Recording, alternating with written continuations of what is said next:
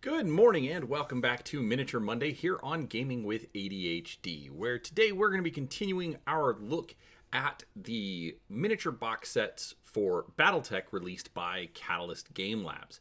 And today we're going to take a look at the Wolf's Dragoons Assault Star.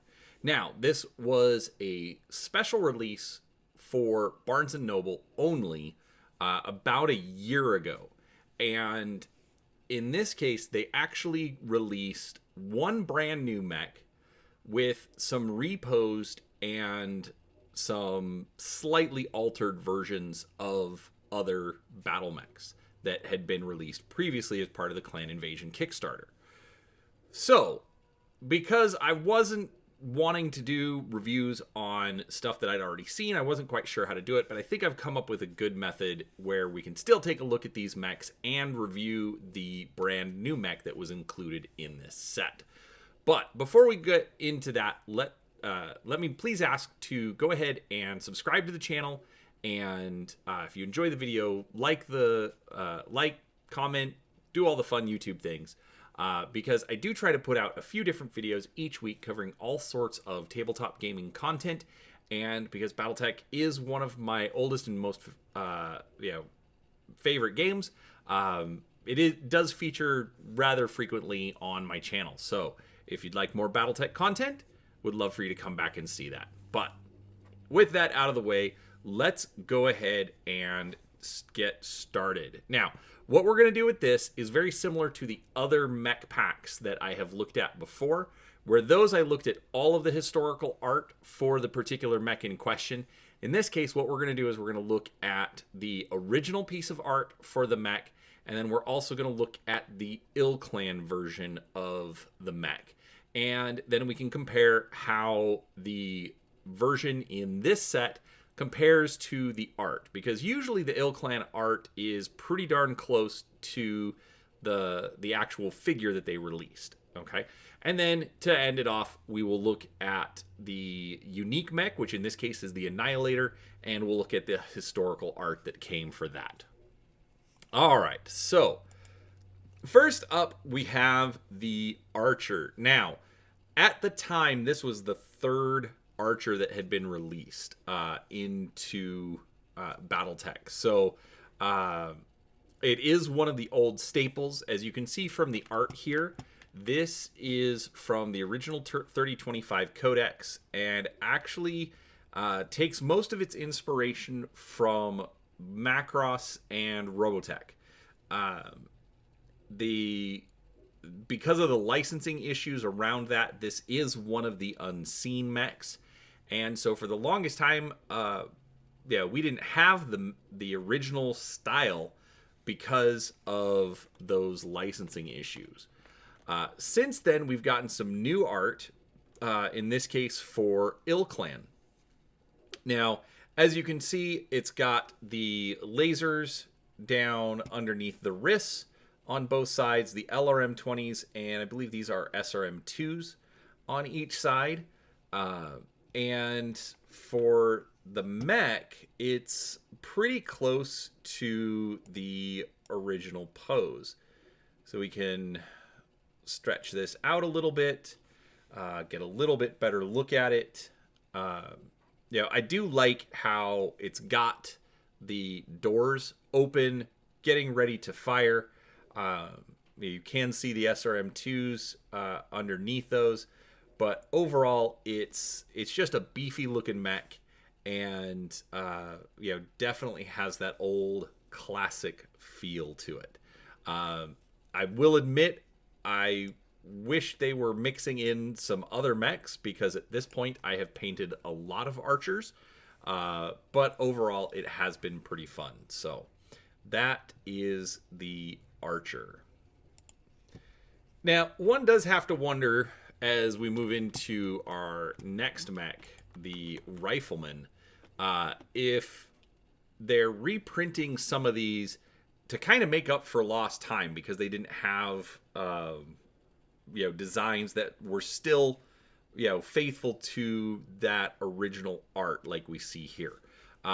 In this set, we've got the Rifleman and the Archer. Obviously, the Archer is kind of a big deal for Wolf's Dragoons because of Jamie Wolf and it being his personal mech. But the Rifleman, again, it's one of those classics, and it because it's an unseen mech. I don't know. Like I said, I kind of wonder if they were just trying to get more of those out into the wild. But with the ilClan art, I actually kind of like the redesign. The fact that the two barrels for the laser and AC autocannon combo, the fact that they're different lengths instead of the same length as you saw on the original Rifleman, but then you still have the radar dish. Now, the posing is a bit different. Obviously, the right leg being forward in the miniature as opposed to the left leg in the art. It's also posed to the opposite direction.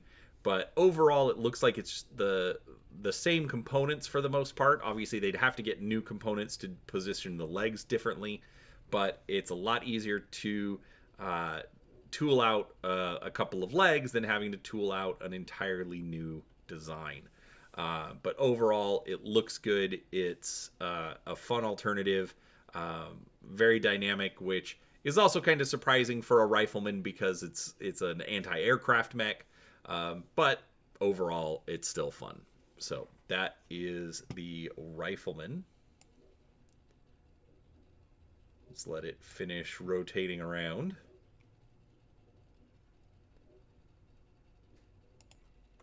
Now, next up, we have the Timberwolf. Now, this also has the distinction of kind of being a very iconic mech for Battletech. For me, it's one of the first ones I think of because it was on the cover of the Battletech Compendium, which was my first set of rules. Tech Readout 3050, which is where it was introduced and where we get this particular piece of art. It's just kind of been a mainstay of Battletech for decades now. And so it's been showing up in quite a few places. Now, you might be thinking, Wolf's Dragoons, they're a mercenary company. Why would they have a clan-style mech? Well, if you are new to Battletech, the Wolf's Dragoons actually came to the Inner Sphere from the clans. So they actually have a mix of technologies and things available to them. And so, obviously, it was one of those things, kind of have to put that little Easter egg into the set. Not a bad choice in my opinion, but it is what it is. Now, the ilClan art is this one. It's a fantastic piece of art, and obviously we're getting a little bit of repose for this particular mech compared to the original art. Overall, it looks like it's still just a base model, but the legs are positioned a little differently, your arms are positioned differently, and the torso is twisting to the right instead of the left. So, not a big deal, but when you want to be able to differentiate the figures on the table, it does help to have, a little bit of difference going on there. So, that is the Timberwolf. Okay, next up we have the Blackjack. Now, the Blackjack is kind of interesting because while it's not very iconic, it's not very popular, it's a light mech, kind of a poor man's Rifleman. It's been included now, I think, 3 different sets. It's in the Alpha Strike box set, it's in the Wolf's Dragoons box set, and it's in a box set with an Inner Sphere Lance box set. So he's made quite a few appearances, which I don't understand why, but it's a nice little mech. This one is slightly different. If we go over to the ilClan art, obviously you see that it's got a couple of different lasers, one on top of the other for each arm. However, if you look at the miniature that's included with Wolf's Dragoons, there's no laser on the underside. There are SRM2s on the right and left torso. Actually, I think they're SRM4s, or it's two SRM2s on two torsos. So basic, I don't know. It's kind of confusing. There's a couple of different options that you could run it as, but it is a slightly different version of the mech. So even though it's not necessarily a great mech to be able to put on the field, the fact that they did change up the tooling a little bit to essentially get us a new mech out of it, I think is a great addition. I've had a couple of them in my collection, and being able to get them painted up and do something fun with them, I did enjoy. So, though, that is the Blackjack. All right, and finally we have the Annihilator. Now, this is the unique mech that you're going to receive out of the Wolf's Dragoons box. Now, it was originally released as part of the Wolf's Dragoons book during the original run of Battletech, when it was early on in its release. And this is the art that we got with it. And to be honest with you, I think this is actually one of the better pieces of art from that era. You still have some of the I don't want to call them technical lines, but you saw a lot of that with the early art, where you would have it looks sort of like sketch lines coming off of the arms, and you still get that feel, but it's just a better piece of art. The others all kind of have an abstract look to them, whereas this one feels more finished and more polished. And this was the first appearance.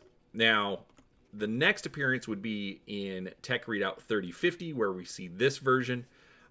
Obviously, it does not look very different. It's just a little bit more cleaned up still, but it is it's a good representation. 3050 was a much better upgrade of the art for Battletech, and obviously, the Annihilator was not going to be any different as far as that was concerned. Now, we got this version, which was from our friend Brent Evans. This was in, I believe, 3050 upgrade. So they took some mechs out, put some others in, redid some of the art. Let's just double check. Yeah, so this is 3050 upgrade. And, it has Brent's trademark checkerboard patterns on them. So a little bit more dynamic, but obviously, still an even cleaner piece of art. The antenna, have a little bit more build to them as opposed to just like a single line.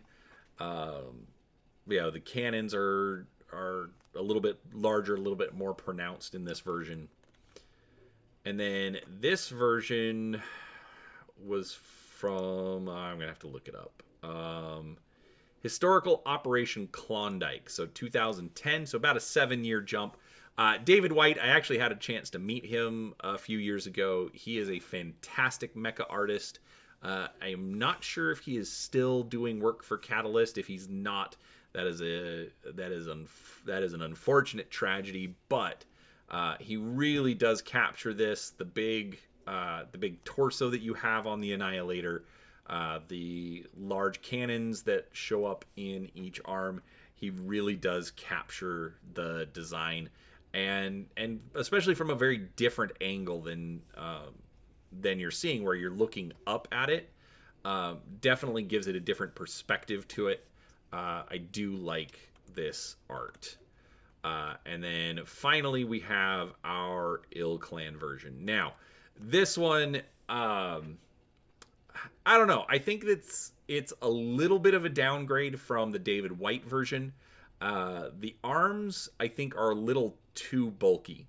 I didn't have any issues with them when I was painting it. I did get to paint mine recently, and actually painted it up as Northwind Highlanders.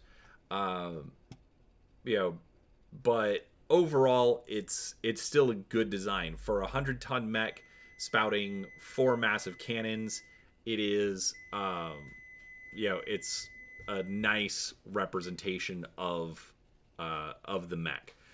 It looks like it's ready to deal and both take significant amounts of damage. So let's zoom in on the mech itself a little bit, just to give you a little bit better look now that we've seen the art. Honestly, they are pretty much recreating the art as it stands. Overall, it's a good design. It is a big, beefy piece of plastic, but it definitely paints up and looks really good on the table. So that is the last of the mechs from the Wolf's Dragoons Assault Star. I do hope you enjoyed the video. If you did, please do give it a thumbs up. Make sure you comment, subscribe, do all the fun YouTube things like I mentioned earlier. But otherwise, thanks for watching. I will have down in the description links to follow us on social media if you want to follow on Facebook or Twitter to get notices of when we put out new videos. And then also, if you prefer purchasing your books for Battletech in PDF, I do also have a link to Drive Through RPG. It does give us a little bit of a cut that I can use towards bringing you more products to review. But regardless, I do appreciate your time. Thanks for watching, and we'll talk to you next time. Bye.